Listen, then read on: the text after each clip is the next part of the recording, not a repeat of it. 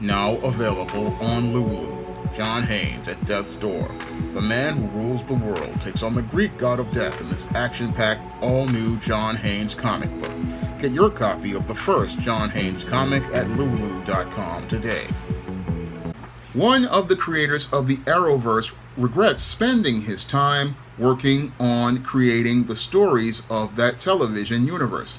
Now, Arrowverse creator Marc Guggenheim is expressing his regrets about working on the projects of the Arrowverse and wasting a decade of his life working to adapt DC Comics into the TV shows of the Arrowverse. Now, Marc Guggenheim is really upset because he didn't get a call from James Gunn and Peter Safran as related to working on the new DC cinematic universe that they are looking to establish. And because he's upset about not getting a call to work on the new DC cinematic universe, he believes that he wasted his time and 10 years of his life going out to build the Arrowverse.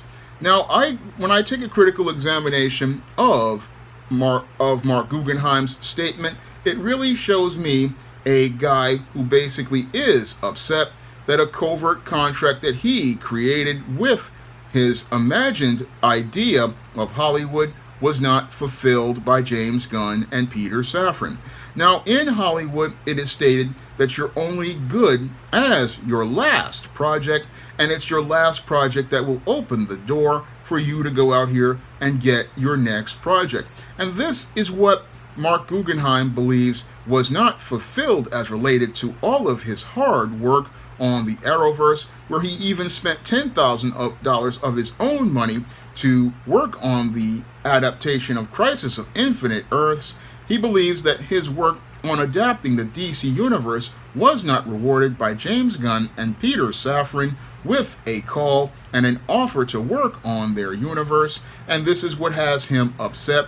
But as somebody who has studied the entertainment industry for over 25 years, I know that they basically were never going to call him because TV and film are two different mediums and they have two different divisions, and a TV guy usually is not called to work on a film because a TV guy is considered to be lower on the entertainment totem pole. And that's where Marc Guggenheim has it twisted. He thought that, because I worked on these Arrowverse TV shows for the CW, that this was going to be a gateway for him to work on DC cinematic properties, not understanding both divisions are completely separate and both divisions are completely not equal. Because, again, a television production is considered to be lower on the entertainment totem pole than a film project for a studio, because a television project usually works with a smaller budget, works with lower tiered actors, and works with lower production values than a film which works with a higher budget, higher production values, and more A-list stars. So both versions are completely different, and they're considered to be completely different by producers and studio executives. So when you hear Marc Guggenheim ranting about wasting his time, he's really just not understanding how the business works, and he doesn't understand that when you work in television, you are actually working on a lower tiered project than a big budget movie. And again, big budget movies are considered to be the pinnacle of projects to work with in the entertainment industry. And when you are working on films, you are considered to be working on the top tier projects with top tier stars. Whereas when you're working on television, you're just grateful to be working, and you're grateful to have a paycheck. Now, again, Marc Guggenheim's mistake was believing, I'm going to be able to parlay this into an opportunity to work with James Gunn and Peter Safran on their DC cinematic universe, but their DC cinematic universe is a completely different adaptation of DC Comics characters. And that's a word everybody really needs to get a good understanding of, adaptation, because when I was reading Sid Field's screenplay, he says that adaptation means that we are taking a idea based on that story and we're making our own version of it. So Greg Berlanti and Marc Guggenheim were making their adaptation of DC Comics, and again, their adaptation was designed for television, whereas James Gunn and Peter Safran's adaptation is being designed for film. So we have two completely different DC universes, and again, two completely different mediums as related to storytelling, and neither one usually meets, because a cinematic story is completely different than a television story, even though the writing style may be similar, like on an hour-long show like Arrow or The Flash or Legends of Tomorrow. It may be similar in format as related to storytelling, but when you're writing a screenplay for a movie adaptation is a completely different story model, a completely different story paradigm, and a completely different story arc, because on a TV show, you have 13 to 22 episodes to complete your story arc, so you have a lot more time to complete your story arc versus a movie where you have basically 120 to 140 minutes to complete your story, so you have less time to complete a story with a cinematic screenplay than you do with a TV series, and it's a completely different skill set that you have to apply when you're doing a movie versus a TV show. And this possibly could be the reason why James Gunn and Peter Safran did not go out here and call Marc Guggenheim, because they're looking at Marc Guggenheim and saying, hey, this guy basically has experience in TV. He's only used to making TV versions of characters. He's used to working on a TV production timeline. Whereas when we're working on a cinematic production line, it's a completely different model. And usually in a cinematic production line, there's a lot of different approaches to storytelling. You're working with a different whole story model. And the way they do stories there is completely different than they do for television. And that's possibly one of the reasons why they did not contact Marc Guggenheim, because what they're looking for are guys who are seasoned screenwriters, and they're looking for a seasoned screenwriter to go out here and write possibly many of the scripts of the new DC Cinematic Universe. Now, this new DC Cinematic Universe, it don't look that great to me anyway, because many of the projects that are picked don't look too good, and basically this could be a blessing in disguise for Marc Guggenheim as related to not getting that call from James Gunn and Peter Safran, because maybe he might dodge a bullet, and maybe he might have an opportunity to find a better TV project or a better comic book project, because Marc Guggenheim did write some X-Men issues, and if he's smart, he could have just easily just launched a Kickstarter and went out here and launched a Kickstarter to do some independent comic project. And he could say, I'm the creator of the Arrowverse, and I'm creating my own superheroes, and he possibly could have parlayed that into a nice six-figure crowdfunding project. Unfortunately, Marc Guggenheim can't really use the Arrowverse, because the Arrowverse fell completely apart, because Greg Berlanti, who was running the Arrowverse, turned it from a fun superhero universe into a place where social justice basically took over, and instead of us getting truth, justice, and the American way of Superman, we got truth and social justice. And as we got truth and social justice, many people like myself simply stopped watching these shows, and I remember just getting turned off as related to the Arrowverse after Supergirl Season 2, because with Supergirl Season 2, that's when I started to see the Arrowverse go from being about fun action and adventure that was basically a DC comic come to life with Supergirl Season 1 to Supergirl Season 2, where we were just having all of this feminism and identity politics thrown in our faces. And it was that feminism and identity politics that made me stop watching Supergirl, and it was the racism that made me stop watching Arrow, because I got tired of seeing John Diggle being treated like a joke, and I was disgusted with the adaptation of Mr. Terrific on Arrow. Now, Mr. Terrific in the comics is the world's third smartest man. is a brilliant athlete and is on an intellectual and financial level of Batman, but on Arrow, in order to keep Oliver Queen looking strong, what they did was turn Mr. Terrific, Michael Holt, into a bumbling, stumbling idiot and made him an alphabet character, even though he was straight and married in the comics. And that was one of the things that upset me, because you minimized the black hero in order to make the white hero appear to be stronger. Moreover, they went out here and degraded John Diggle by promising him the role of Green Arrow that he wasn't qualified for, and then had him looking to beg for that job like a dutiful slave in an episode after he made numerous mistakes.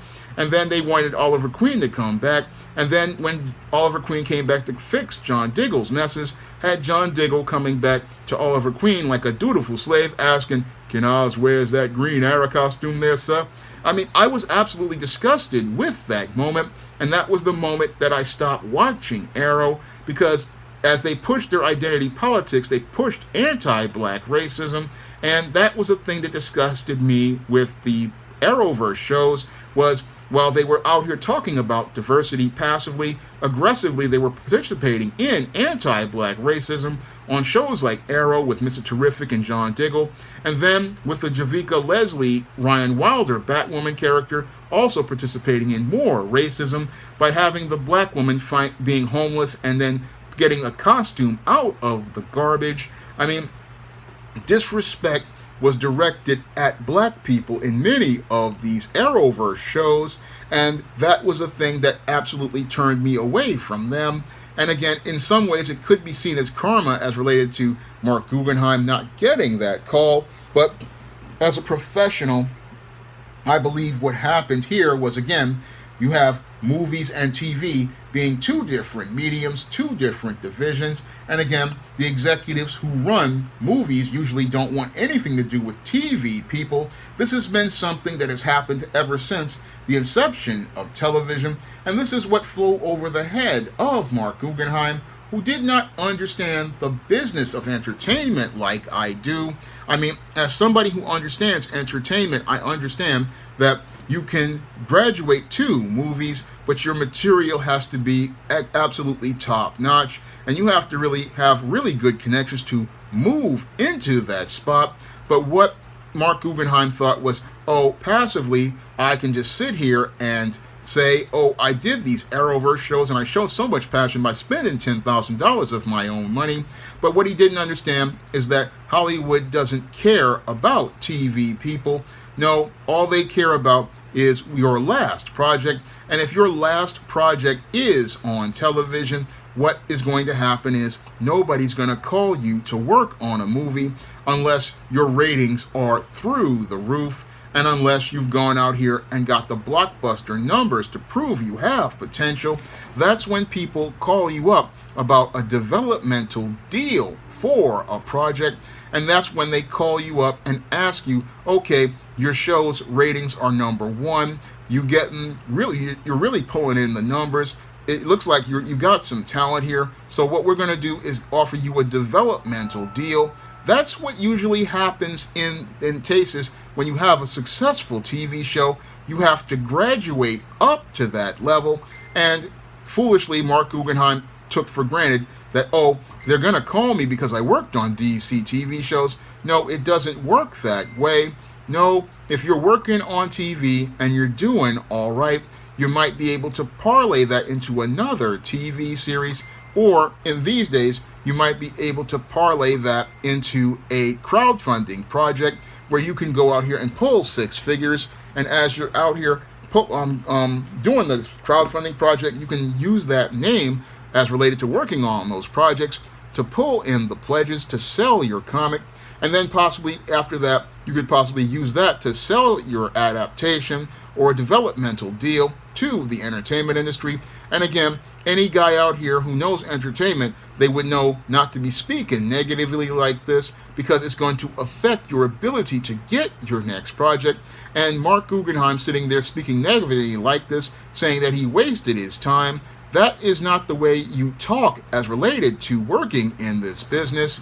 No, you say, okay, I did 10 years working on the Arrowverse, I built up a television adaptation of the DC universe, and yes, I went out here and worked on these productions, and now I'm looking to take on a new challenge. That's how you sell yourself when you have confidence. You don't sit there and say you wasted your time because, oh, James Gunn and Peter Safran didn't call you. No, at that point, you're looking for anybody to call you and contact you, because even though your last project did end in an ignominious fashion, you still have opportunities to work on building yourself up and selling your next project. And again, Marc Guggenheim isn't really thinking critically about the big picture the way I'm thinking about the big picture, because when I look at this, I go, okay, it's time for me to start selling my own IP with a crowdfunding project, and then I'm going to take that and possibly hope to try to pitch it to different people.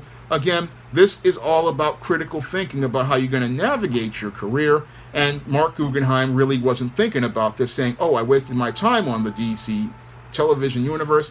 No, the DC television universe is the DC television universe, and all you can do is go out here and work on trying to find your next project, because even though your last project ended on, again, a low note as related to ratings, and that was possibly due to Greg Berlanti's fault and him pushing the identity politics, Marc Guggenheim as a writer could sell this as saying, okay, I'm going to take this opportunity to try to create a new project that will get other people's attention, and then build on making a successful good new project, and then use the good new project towards getting another job elsewhere, because superhero movies look like they're burning out right now, and this could be, again, a blessing in disguise. But the whole thing is that Marc Guggenheim doesn't have the vision to see how he can turn this into a blessing in disguise and move his career forward.